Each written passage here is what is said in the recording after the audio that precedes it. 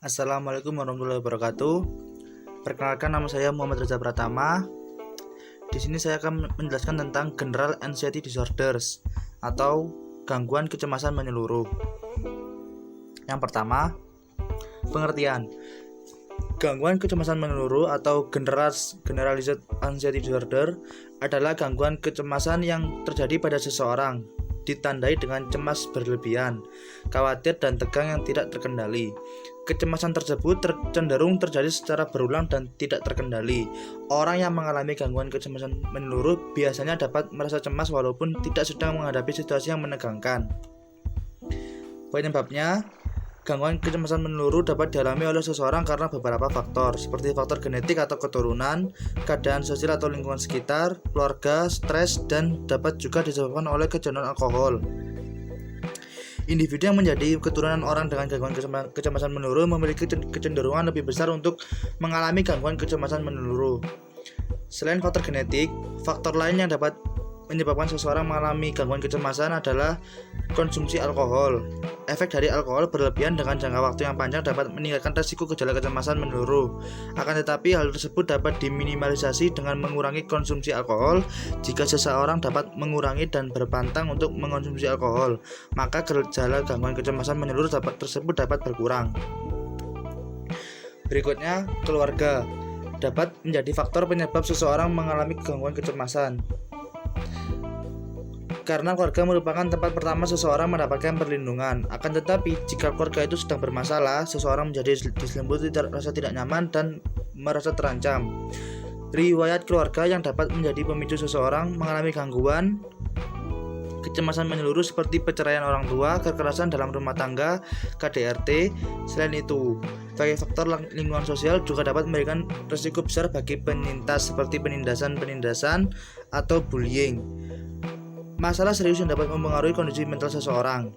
Penindasan yang ditunjukkan kepada seseorang secara terus-menerus dapat memicu timbulnya gangguan kecemasan menyeluruh terhadap orang yang mengalami penindasan. Diagnosa yang diberikan kepada seseorang dengan gangguan kecemasan menyeluruh berdasarkan yang tertulis dalam Manual Diagnostik dan Statistik Gangguan Mental yang telah ditulis oleh American Psychiatric Association atau APA. Diagnosis yang dapat diberikan kepada seorang apabila orang tersebut mengalami hal berikut: mengalami kekhawatiran dan kecemasan selama 6 bulan terakhir karena aktivitas sosial maupun pekerjaannya. Individu tidak mampu mengelola perasaan gelisah, stres, sulit berkonsentrasi, mudah lelah, mudah marah, sulit mengatur pola tidur atau insomnia, otot tegang. Memiliki gejala yang tidak berhubungan dengan obat-obatan yang sedang dikonsumsi. Tindakan bagi penderita. Tindakan pengobatan dengan cara terapi perilaku kognitif dianggap lebih efektif untuk mengurangi depresi akibat gangguan kecemasan menyeluruh secara signifikan.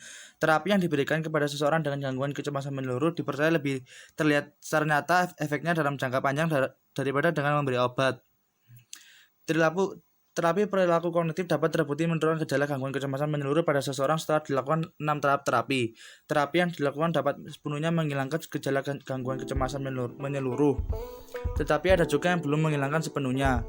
Gejala-gejala gangguan kecemasan menyeluruh yang dapat dihilangkan dengan melakukan terapi kognitif yaitu rasa khawatir yang berlebih pada pasien, gangguan tidur atau insomnia, mudah lelah dan pikiran kosong. Tindakan lain yang dapat dijalankan bersama dengan terapi adalah wawancara. Motivasi terhadap orang gangguan kecemasan menyeluruh. Wawancara tersebut dilakukan terhadap pasien untuk mengekspresikan empati, mendorong diri untuk mencapai tujuan yang diinginkan, dan meningkatkan disonansi antara perilaku yang tidak diinginkan dan nilai-nilai yang tidak konsisten dengan perilaku tersebut. Wawancara motivasi dilakukan dengan memberi pertanyaan kepada pasien dan mendengarkan apapun jawaban yang diberikan oleh pasien dengan hati-hati. Kegiatan wawancara motivasi yang dilakukan dengan terapi perilaku kognitif dinilai lebih efektif daripada melakukan terapi perilaku kognitif saja. Dengan kata lain, bahwa wawancara dapat meningkatkan semangat dan memberi motivasi lebih terhadap penderita. Terima kasih, kurang lebih yang saya sampaikan. Mohon maaf sebelumnya. Wassalamualaikum warahmatullahi wabarakatuh.